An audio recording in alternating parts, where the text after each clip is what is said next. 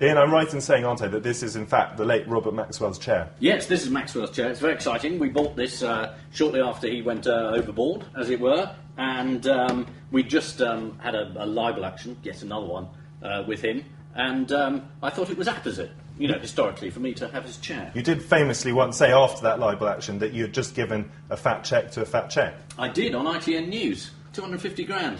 Quite an expensive joke. Ian Hislop, great to meet you.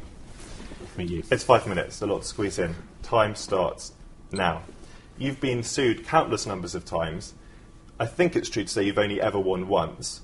How is it that Private Eye has survived? We sell quite a lot of copies, and if we lose, which, as you kindly point out, we do usually, we just pay up. And if it gets absolutely disastrous, we have in the past put the begging bowl out to our readers and said, sorry, we messed up, can you help out? And they always have. Tell me a little bit about the role, as you see it, of satire in society, how important it is. It's very important, obviously. It's traditionally, in this country, it's about the exposure of vice, folly and humbug. Sort of 19th century, 18th century definition, and still valid. You were a scriptwriter, of course, for Spitting Image. Do you think we miss Spitting Image or an equivalent? I think it's got diffuse, the satire. I mean, there is quite a lot of it around, and a lot of it done very well. But Spitting Image was, huge audiences, ITV, Sunday night, 15 million. I mean, ridiculous sorts of audiences.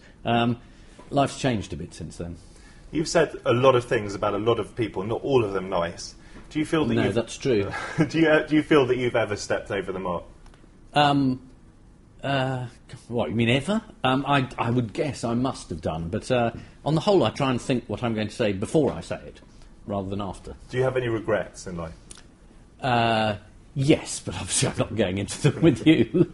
It's true, isn't it, that you have never missed a single episode of Have I Got News For You? You've even sat through one when you had appendicitis.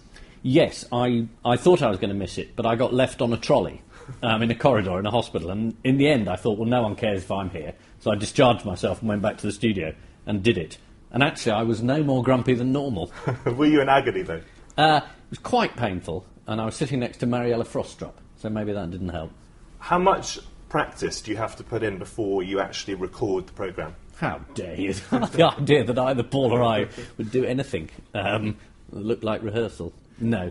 Do you get on well with Paul Merton, or are you competitive with him? That's an either-or, is it? We rub along perfectly happily.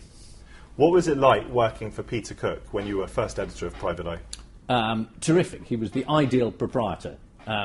He let me do whatever I like and said, brilliant, whatever mess I'd got the magazine into. So he was the ideal proprietor. When you started out under him, you made a couple of quite high-profile sackings. Would you describe yourself as a ruthless man, Ian? No, I mean, I was sad to let them go. Now, you've done a lot, you've talked a lot, obviously, about politics, but I'm not sure any of us really know what your politics is. If you had to stand for a political party, if you absolutely had to stand, which party would that be? What, you mean at the point of a gun? I had to stand. At the point of a gun. At the moment, I think I'd stand for the Vince Cable for Treasurer party. Now, you've worked, of course, a little bit with Boris Johnson. Do you see him as worked? Well, yeah, co-presented in a way. Good word. Yeah. Do you see him as a charming bumbler, a bumbling charmer, or do you see him as a serious politician? Well, he's attempting to be both at the moment, and he's not. So far, he's not doing a bad job. He's actually very good at television. His programme on Christianity and Islam is quite brilliant. Talking about religion, you've described yourself as a doubting atheist. Do you currently believe in God? Currently? What, you mean literally right during now, this 5 minutes? During this 5 minutes? Yes. And then you can ask me again afterwards. I do vary a lot. If you were a saint, what would you like to be? I know it's unlikely, possibly, but what would you like to be the patron saint of, Ian? Oh, the lawyers.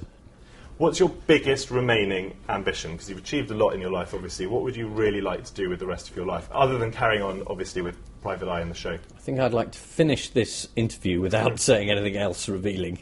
What do you do in your time off, in your private time? No comment. You're married to a very famous novelist, yes. Victoria Hislop. Have you read... That's what I do in my private time. I read her novels, avidly. Have you read both of her novels? Of course I have. Who does the washing up and the housework in the Hislop household? It's a joint enterprise. Now, tell me a little bit about. You're not going to reveal much, are you? Tell me a little bit before we finish, Ian. Yes. About your screenplay that's coming out, because you've co-written this, a bunch of amateurs out over Christmas. Tell me a little bit before we finish about how you got into that. It's a film about a washed-up Hollywood star who comes over to Britain to do Shakespeare in the hope of reviving his career. It's got Burt Reynolds in it, so you can see the casting was very hard there. I was brought in to do a rewrite on this and put some jokes into it. Are you happy?